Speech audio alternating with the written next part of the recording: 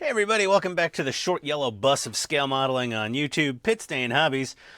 I'm your bus driver, Ian, and today we're back on the awesome Fanhome Ghostbusters Ecto-1.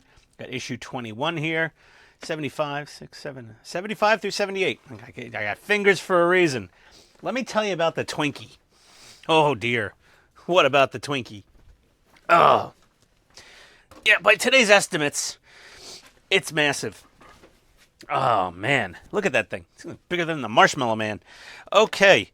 So we got to get some chrome trim on here. While I'm unpacking these parts, you go down below and click the links to Fanhome. This is not available currently. God help us. Please bring it back, Fanhome. So many people want it. They have to bring it back at some point. Might be a while. But either way, click that link below. Click my Amazon store below if you want to buy the junk that's all over here. Because that's where I get my tools mostly and my supplies. I try to support local hobby shops and small businesses, but sometimes you just gotta Amazon it. Sorry. Yes, have some. So also, this is going bye-bye. Because we use the myecto1.com website from my buddy Todd. He has an excellent website with amazing, clear photographs and good descriptions of how not to screw up, which I forget to read quite frequently and screw up anyway. So reading is fundamental, kids. There we go. So what do we got in here? We got a little piece of chrome trim for the hood. Oh, we've got the cool blue spotlight. Some people mod this and will throw a little microscopic SMD in there. Yeah, it's, allergies. It's summer in Georgia. It's just, yeah, I did say spotlight with an SMD that some people do. So yeah, we're gonna get moving along here. What do we got to do? Scrolling. We're gonna take this little fella. I think I'm gonna put all these little fiddly bits aside, except for the BP screws. There we go. There's our little BP screws. Let's put you safely over here. There's nowhere safe from me, honestly. We got this Cadillacs and their chrome trim. Gotta love it. And we're going to put this into these three little holes here. Okay. Now, Todd smartly says to tape it down so the hood doesn't flap open when you flip it upside down. But I don't think you really need to tape it down. Famous last words. Let's grab a magnetized screwdriver. pH0 is too big. Sorry, pH1. We need the pH0 screwdriver. Perfect. Goldilocks fit. It's just right. And we're gonna...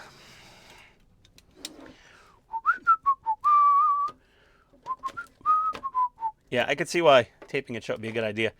There are three little stud holes. Stud holes. That's a word. You're welcome, world. There we go. There we go. Hood acts as kind of a kickstand. Get the other two screws in there. Let's see what we can do here. Look at me screwing things in on camera. Is Ian on something?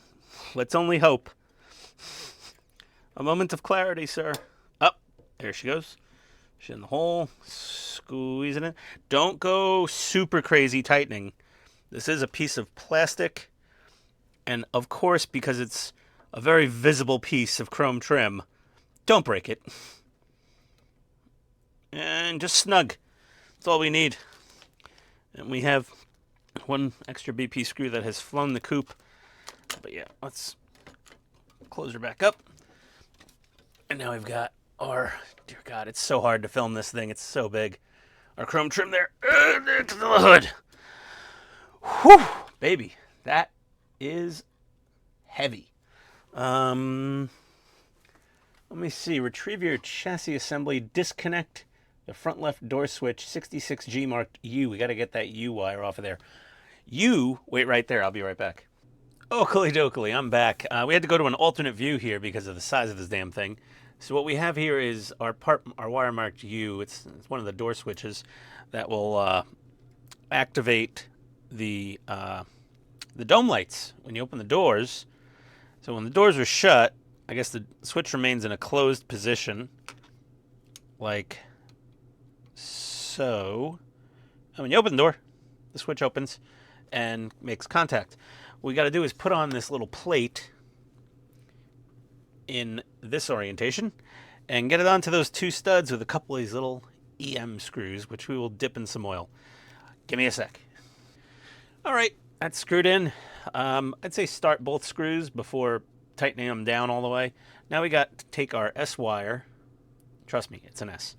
We got to shove it into this little kind of recess right here and here. And we want to have some slack. We want it to be nearly as long as this red wire, according to Todd, because it has to wrap around the back of here and reach to the chassis connectors.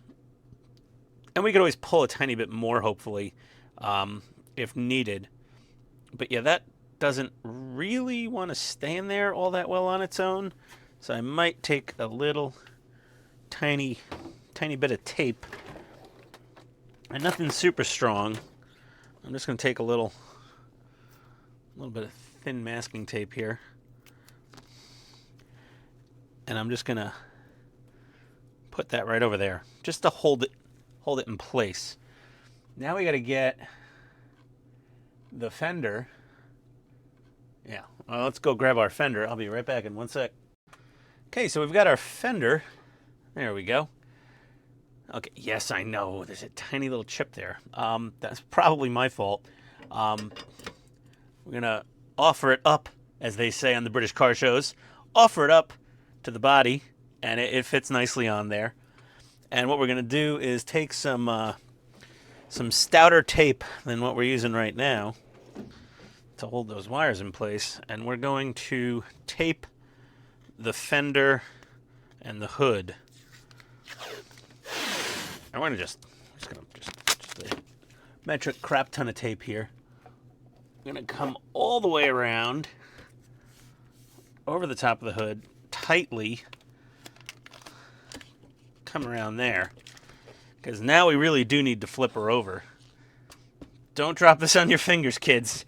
It's a little on the hefty side. And let's break out a microfiber towel-y. I'm gonna get this flipped over and we'll be back in a sec. Okay, so that's on there. I smell farts and it wasn't me, and I'm alone in the garage. Someone send help. I think there's a ghost down here with gas. Maybe it's Slimer. We're going to get two JM screws here and there to secure the back of the fender. So I'm going to get those in. I'll be back in a sec. Okay, so those two JM screws are in there. We got to get two LM screws in. One there and one there. Let me get those in and one sec. Okay, so that fender's screwed on there. We have a nice tight body line here. And we have a nice even panel gap and body line along the edge of the hood. I'm very happy about that. Did I scuff that up, or is that shmoo? Oh, that's just shmoo on my paint. I take a cleaner wax over all of this exterior paint when I'm done manhandling it, because things get a little smudgy down here in the cave. There we go. You know, it looks so weird. It's like it's not down all the way, but it is. It's just because we don't have this in here yet. And I put a little more tape around this wire just to kind of hold it where we want it. And now we're going to start playing with a spotlight. And I think we're just going to build it. Yeah, we're not gonna do much to that. Yeah. So yeah, give me a second. I will be back. Okay, we got Big Bertha out of the way. We're going to take the spotlight housing and, we're going to take the spotlight housing and the back plate here and just fit those together with just an RP screw in that little hole in the center. Give me one sec. Okay, so that microscopic little screw is in there. Focus. There you go. Then we're going to get this little parts. I'm not putting the blue lens in until the end. I don't want to scuff it up because I've been pressing down on this thing to get... Where's the camera? Son of a... I've been pressing down on it to put the screw in it, so I didn't want to mess up the blue lens. We're going to take this little piece of mirrored plastic, and it's got a little ugly wart on the back of it, so that's definitely going to be the back. And that should just press in.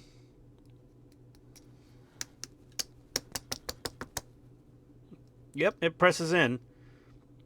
Okay. This is something you're going to break, potentially. Just be very careful with it.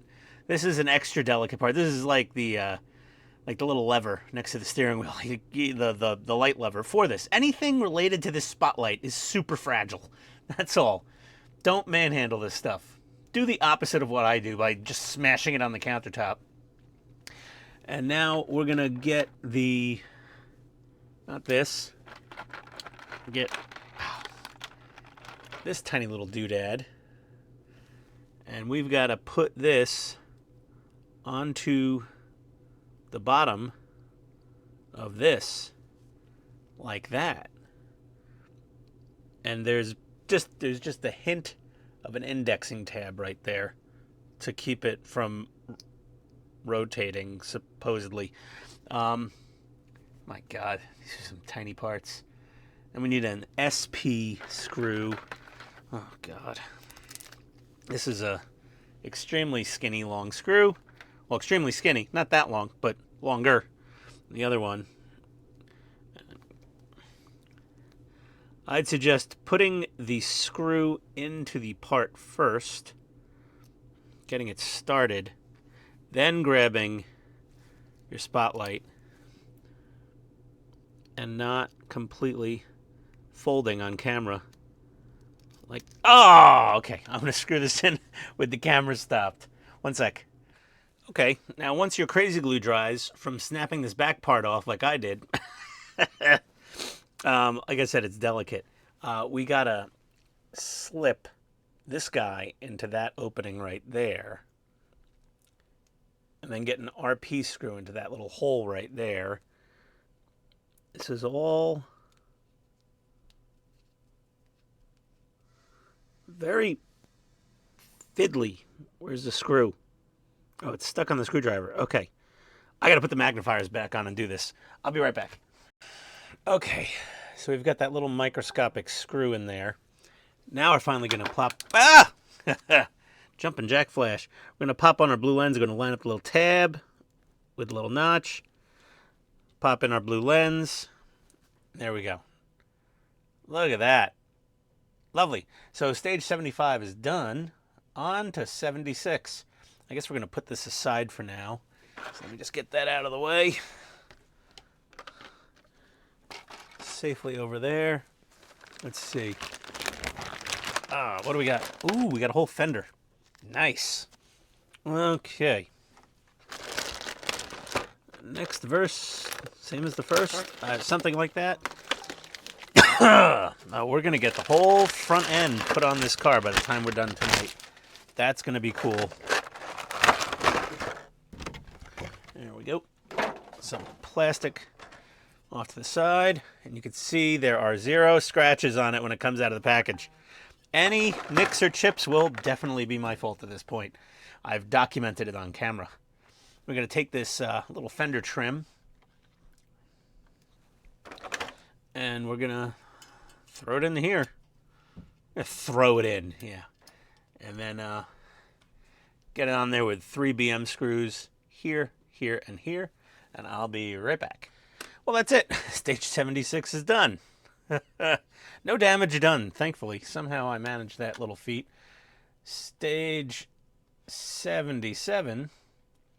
We got some more Fender plating to put on. And some little Fender trim bits. That should be fun. All right. Let me get 77 out. Hold on. Let me put this Fender off to the side for now. Get this out of here. 77 over. Oh-do-do. There we are. Okay. I had a coworker today was messaging me on Teams, and he goes, "Hey, where do you get those models that you build on your channel?" And I said, well, Fred, You got a lot of kids. Are you sure you want to have this conversation? I didn't say that at first, but I was thinking it. I finally did say it to him. Like, don't you have like 7 kids? 8? I think I said 18 kids. Man, that guy's, he is potent. One of the best techs at our company. And apparently he wants to build one of these things. So I told him about Fanhome, and I told him about Agora, and, you know, all the stuff and how the things work and all this. And he goes, okay. Yeah, that sound like... sounds like a long commitment. I'm like, it is. I've been building Ecto-1 for a long time now. I'm very dedicated to this. Well, yeah, we might have another guy subscribing to a partwork. So there's that little the cowl vent, the cowl. There's a W in there, Ian. Cowl vent, whatever. I'm from the Bronx. From the Bronx. That's our excuse for everything. Mispronounce anything. I'm from the Bronx. It's like pleading the fifth. It's like, sir, I don't understand a word you said. I'm sorry, I'm from the Bronx. Oh, okay, understood. It's kind of almost that simple. We got to put on this other little fender trim. It's the same as the other one. I'm going to just do that, and I'll be right back. Okay, so that trim is on there nicely. I also put in the other door switch, same as the other side. Nothing exciting to see there, but it went in fine. Now we've got to put the mirror base onto the fender here. So we're going to take this, we're going to slot her in there, and then just one GM screw in there, and give me one sec. Okay, so our little mirror base is screwed on there. We had to do it before we put this on, I guess, because reasons. I wouldn't have put this on yet. This is another delicate thing that we could snap potentially. If I look on the inside and I see that you could no, I could just feel, and you probably can't get to that screw. So we're going to tape this on here.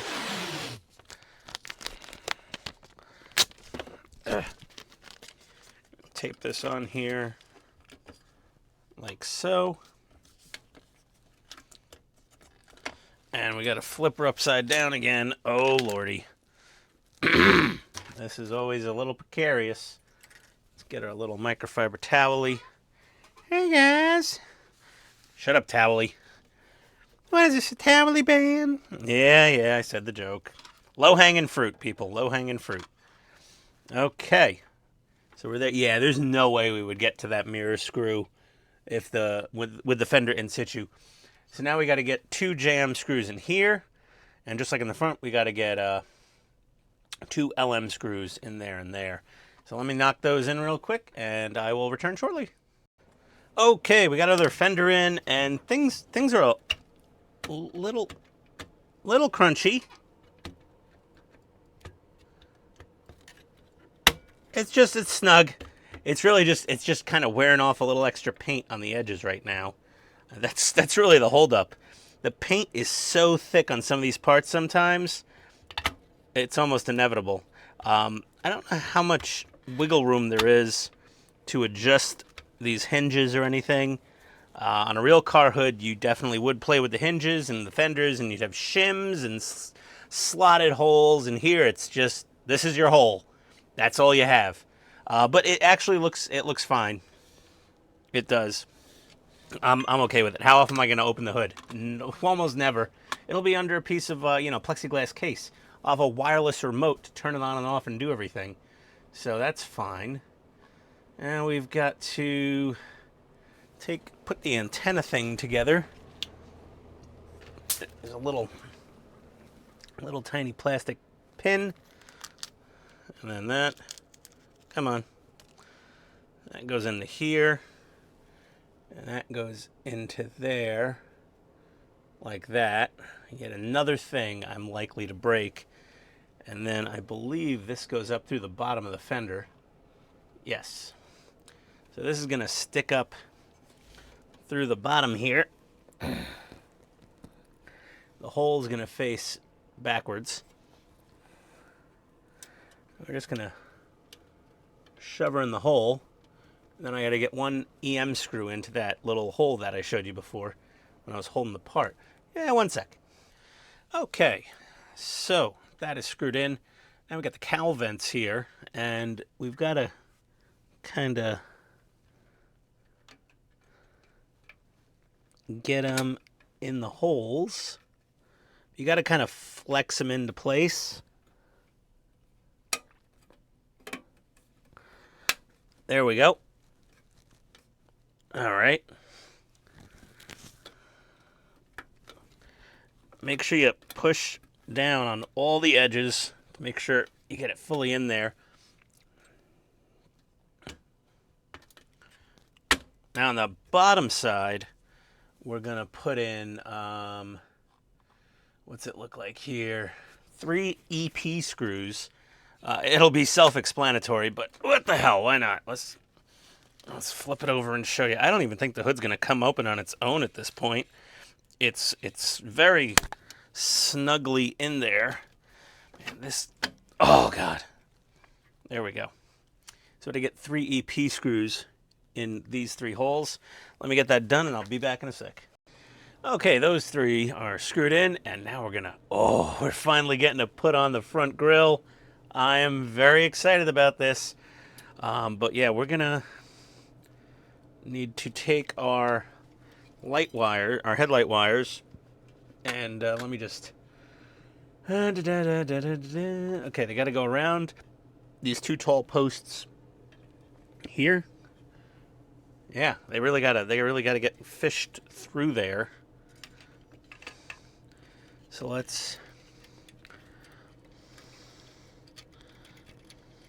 can we? Is there a way to fit them through there?